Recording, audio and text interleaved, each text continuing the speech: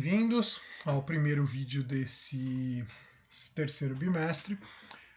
Nessa semana, assim como eu falei ontem no vídeo do primeiro ano, mesma coisa para o pessoal dos segundos. Essa semana vai ser um vídeo só para todos os anos. Um vídeo para o primeiro, um vídeo para o segundo, um vídeo para o terceiro e um vídeo para o nono ano. Cada um nos seus determinados dias, como já foi,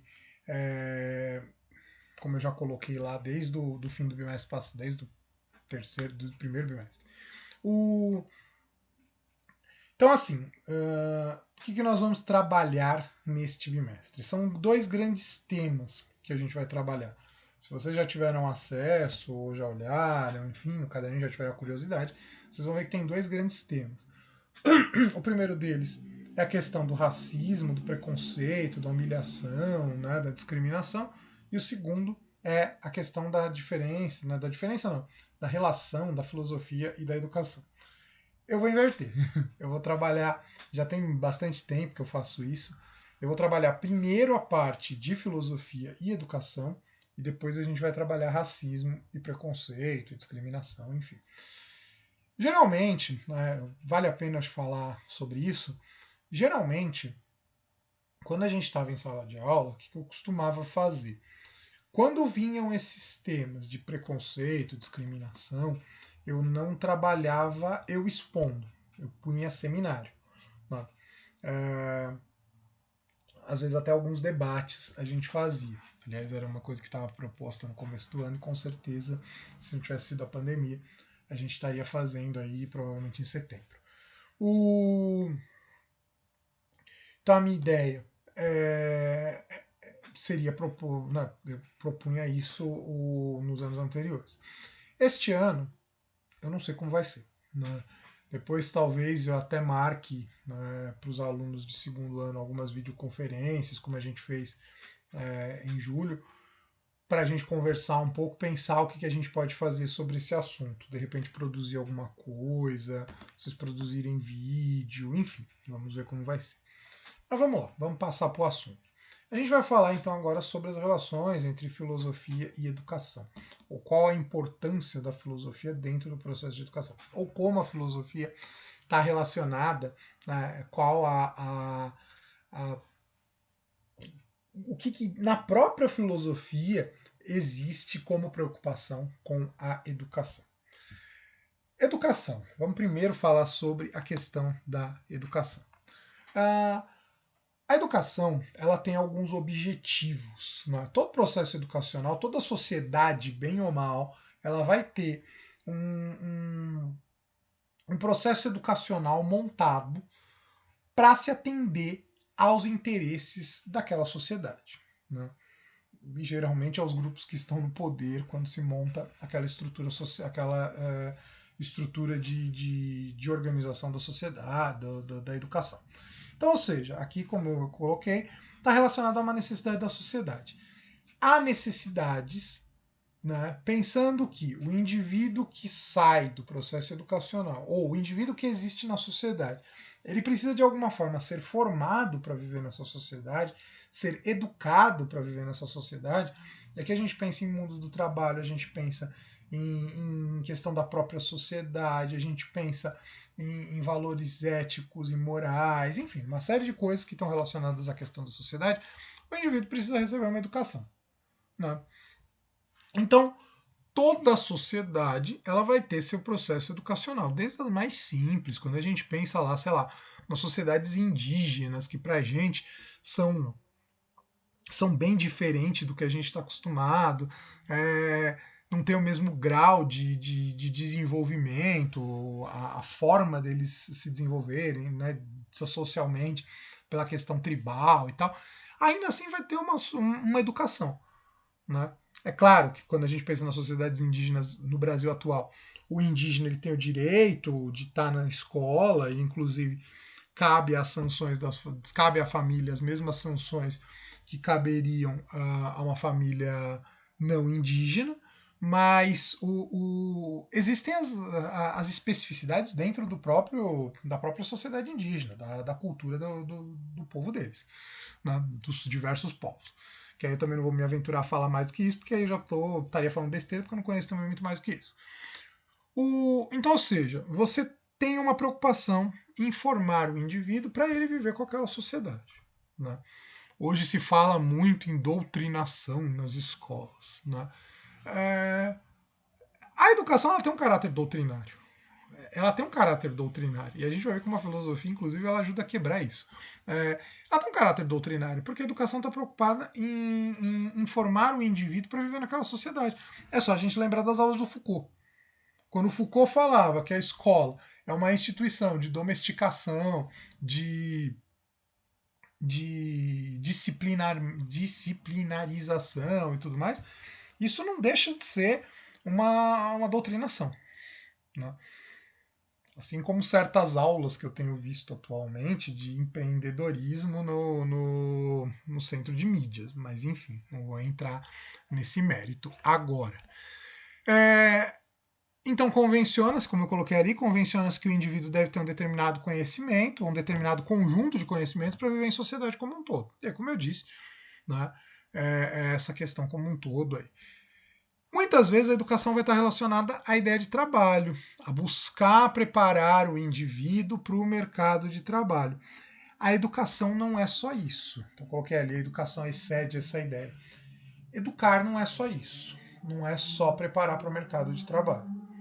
Eu acho que isso também, de alguma forma, se relaciona com a matéria que a gente estava vendo no bimestre passado. Na verdade, vai ter uma grande continuidade quando a gente pensa lá nos frankfurtianos, né, a ideia de razão instrumental e razão crítica, tal. A escola não é espaço só para formar o indivíduo para uma vivência profissional. Aliás, eu vou até mais além. Eu acho que a escola nem deveria estar preocupada em formar para o mercado de trabalho. Não.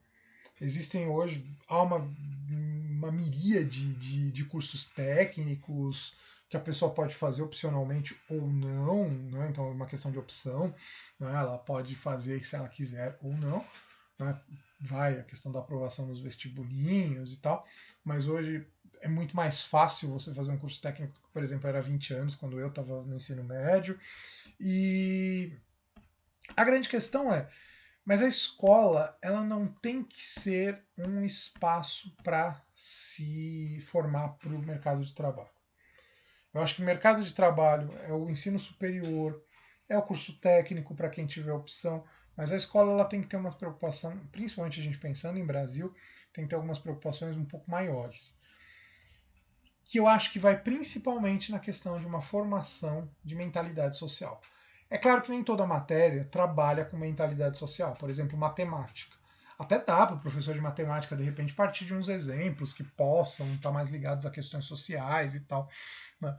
Quando eu falava lá do etnocentrismo, que eu falava que, de acordo com a teoria malthusiana, a população mundial cresce em PG, progressão geométrica, e os alimentos crescem em PA, progressão aritmética. Você poderia, um professor de matemática poderia de repente usar esse exemplo para poder falar de uma questão social ou colocar um tema social para trabalhar esse assunto. Mas assim, via de regra, as questões sociais, né, as questões ligadas à sociedade, vão dar mais ligadas a matérias como filosofia, história, sociologia, geografia, de repente português, sei lá, biologia se vai trabalhar uma questão de meio ambiente, enfim. Mas eu acho que saindo dessas, depois fica um pouquinho mais difícil mesmo de se trabalhar. Mas eu acho que a questão social ela tem que ser um foco. Né? Até porque a gente vive uma crise de tudo no Brasil, né? Uma crise geral no Brasil. E, enfim, a filosofia é uma disciplina privilegiada na construção da autonomia. O que é autonomia? É o pensar por si mesmo. Lembram lá do Kant, aliás, a gente vai falar também de novo do Kant nesse bimestre. Lembram lá do Kântico no primeiro bimestre. Autonomia e heteronomia. Autonomia é eu buscar fazer o certo por mim mesmo. Só que só tem um jeito de eu fazer o certo, se eu souber o que é esse certo.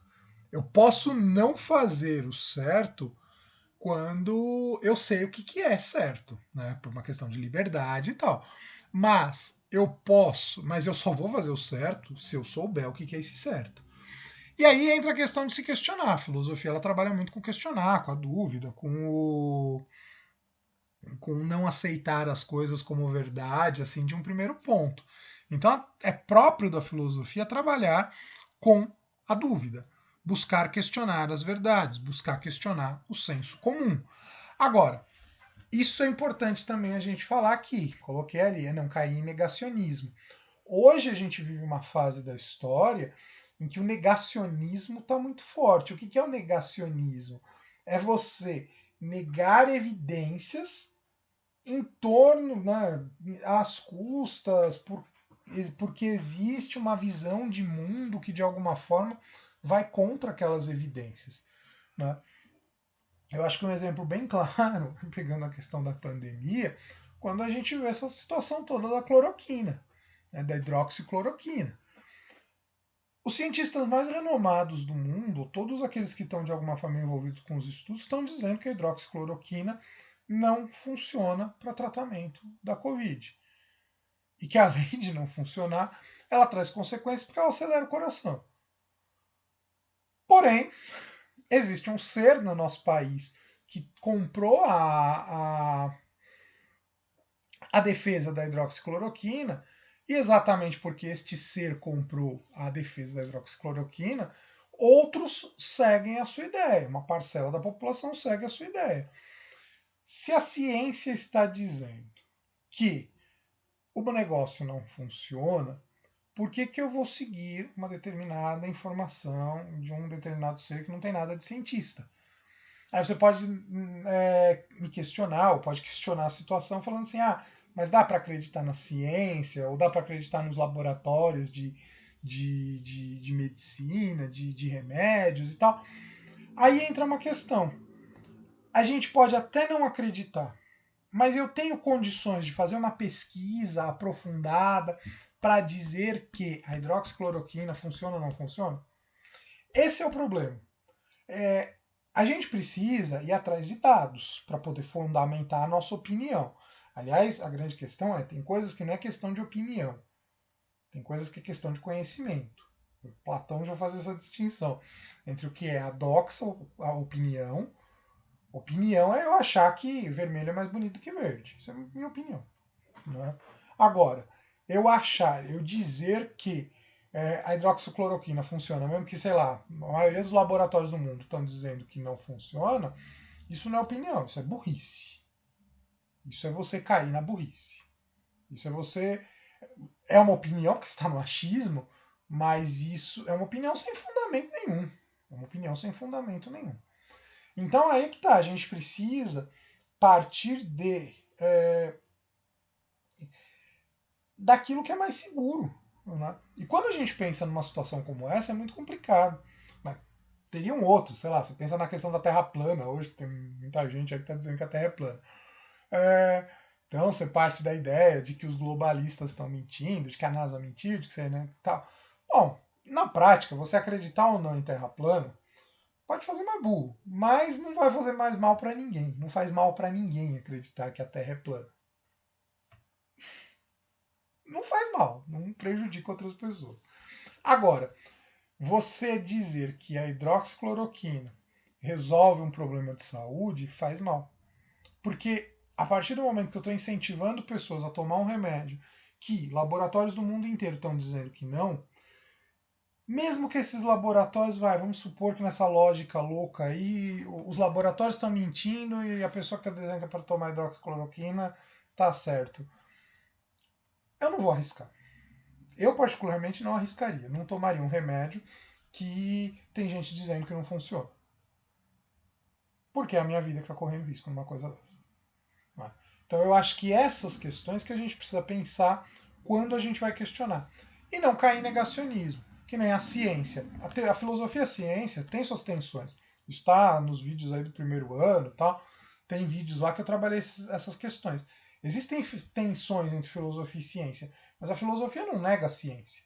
E não nega a ciência por um simples motivo. A ciência tem respostas para coisas que a própria filosofia não deu. Então não dá para dizer que a ciência é falha ou que a ciência é uma farsa. A gente pode ter manifestações científicas que são farsas, farsantes e tal, mas a ciência em si não é uma farsa. Não. E eu acho que é isso que a gente precisa entender. Bom, vamos lá. A filosofia se torna uma disciplina obrigatória aqui no Brasil em 2003. né? Assim como a sociologia, entrou na LDB.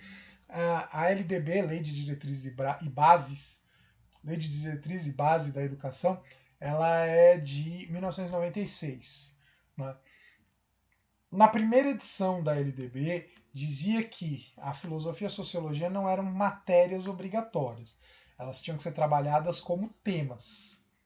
Né? Então, numa aula de história, você podia falar de filosofia, numa aula de geografia, falar de sociologia, enfim, você vai trabalhando os temas. Mas você não vai trabalhar, não vai ter uma aula específica daquela matéria. A escola até poderia colocar, mas não é obrigatório. Em 2003, entra uma lei, né, entra uma emenda lá na LDB, dizendo que se torna obrigatório. Então aí começa o processo de entrada da disciplina filosofia nos currículos como matéria obrigatória. Mas foi um processo bastante demorado. Para vocês terem uma ideia, pegar o meu exemplo, né, como para simbolizar a coisa. Não o meu exemplo em si, mas a questão aí do como era no estado de São Paulo. Quando eu entrei no estado, isso há 10 anos, a gente tinha 2 aulas de filosofia no primeiro ano, uma no segundo e uma no terceiro. É horrível trabalhar com uma aula. Com 2 eu acho que tá bom para filosofia. Mas uma aula é horrível, até porque quando você tem feriado naquela semana, você não consegue trabalhar. Mas enfim, então ela entra como matéria obrigatória em 2003, na LDB, e é uma disciplina que vira e mexe sofre problemas, sofre ataques. Tanto que os professores que mais são acusados de doutrinação são os professores de filosofia e de sociologia. Né? Muitas vezes de história também. Acho que de humanas os que menos são acusados são os de geografia. Mas principalmente de filosofia e sociologia. Tanto que o ano passado, uma das primeiras medidas que o então ministro da Educação, né, tinha tomado era reduzir verbas para os cursos de filosofia, de sociologia e tal. Aliás, ele mesmo, antes de deixar o ministério, aquela excrescência, falou que se o filho dele quisesse fazer filosofia, ia fazer, mas ia fazer pagando, porque o Brasil precisa de coisas mais úteis do que a filosofia. Não vou entrar no mérito se filosofia é a matéria mais útil ou não. Né? Se medicina não é mais útil do que filosofia. Não vou entrar no mérito. Mas a fala é bastante hipócrita. É bastante hipócrita. Né? E aí também não vou entrar no mérito aqui do porquê que é hipócrita, enfim. Senão a gente começa a perder muito foco. E já está virando mais desabafo do que videoaula isso aqui. Voltando lá. Então é uma disciplina que sofre bastante preconceito, bastante discriminação, exatamente porque não é uma disciplina que tem caráter prático. Ela é uma disciplina que ela tem muito mais um caráter reflexivo. Ela não é uma disciplina que vai ajudar ninguém no mercado de trabalho. Pode ter certeza, vocês nunca vão fazer uma entrevista de emprego e vai ter lá alguém perguntando para vocês, sei lá, quem foi o autor da República. O que Platão escreveu no livro 7 da República, sobre o mito da caverna e tal. Mas, enfim, é uma disciplina que ela trabalha com a reflexão, ela busca te levar a questionar. E acho que um ponto importante, é uma disciplina também, ainda mais da forma como ela está organizada, e apesar de eu ter muitas críticas ao currículo do Estado de São Paulo, eu não digo que ele é totalmente ruim e nem que ele é sem nexo, é a questão da humanização. Né? A gente tentar, por meio do estudo da filosofia, humanizar os nossos alunos. Quando a gente se propõe a discutir temas como política, como eu estou começando a discutir com o primeiro ano, temas como a questão do preconceito e da discriminação, que a gente vai discutir agora, pessoal com vocês aí do segundo ano, mesmo os temas de liberdade, falando da liberdade de uma forma dialética, como o currículo do Estado de São Paulo apresenta, a gente parte de uma visão humanista, né? Parte de uma necessidade de ver a coisa de uma visão humanitária. E nós estamos num momento em que a visão humanitária. E aí eu não falo do momento só da pandemia, não. Eu acho que já vem de antes, vem até antes da crise política que a gente está vivendo. A gente está precisando ter mais uma visão humanitária no Brasil. O Brasil precisa desenvolver uma visão humanitária. Eu estou fazendo uma série de vídeos sobre direitos humanos. Eu acho que mais importante até do que a ideia de direitos humanos em si é a gente entender por que no Brasil, por exemplo, se demoniza tanto direitos humanos. No fundo, na essência, é porque as pessoas não conseguem enxergar o outro ser humano como alguém que é digno né, de respeito, que tem sua dignidade em si, pensando até no Kant, lá que fala da humanidade como um fim em si mesmo e não como um meio. Falta essa visão no Brasil. A gente tem muita ideia de exterminar. O Brasil é um país violento. O Brasil se vende como um país pacífico, mas é um país violento. Os índices de violência são altos e tal. Então, a filosofia, eu acho que ela tem essa coisa da visão humanitária. E não num sentido negativo, vamos todos dar as mãos e cantar Imagine. Não é isso. É muito mais num sentido da gente entender profundamente essa sociedade e, a partir daí, ter novas propostas, ter uma nova visão. Uma visão, inclusive, mais coletivista, mais pensando no todo e não só nos indivíduos. Exatamente porque a gente é muito individualista, tem uma história de violência, afinal foi o país que por mais tempo teve escravidão, o último país a abolir a escravidão. Então, isso tudo faz com que o Brasil seja um país violento, um país extremamente violento. E por fim, né, quando a gente fala de educação e de filosofia relacionada a tudo isso, entra aí a questão do projeto iluminista. O iluminismo, eu vou falar com mais calma nas próximas aulas, tem uma videoaula também aqui sobre iluminismo. O iluminismo é um movimento que coloca a razão como o centro da humanidade, um pouco no bojo lá do que defendia o Descartes, como a gente viu no primeiro bimestre. O homem, a sua essência é ser racional. Então, quanto mais racional for o homem, mais perto de uma perfeição ele está. Os iluministas estão ali no século XVIII. Iluministas não são Illuminatis, pelo amor de Deus. Sempre tem alguém para fazer esse comentário em sala de aula. Os iluministas estão ali no século XVIII, são os pensadores ali do século XVIII. O próprio Kant é um deles, o Rousseau, o Locke, enfim, tem uma galera aí. O que os iluministas propõem é que, assim, se a humanidade se deixar iluminar pela razão, por isso iluminismo, né, se deixar iluminar pela razão, a humanidade descobre o caminho da solução de todos os seus problemas. Então, o progresso não é só entendido aí no sentido econômico, né?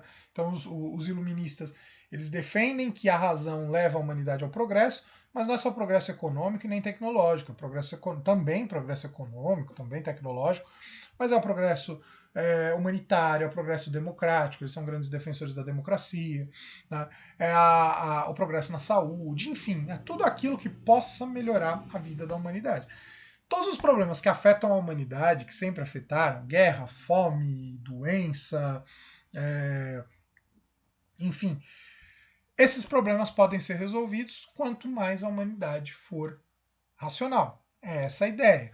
É o sapere aude, é o ouse saber, que é o lema do Kant e do iluminismo de uma maneira geral.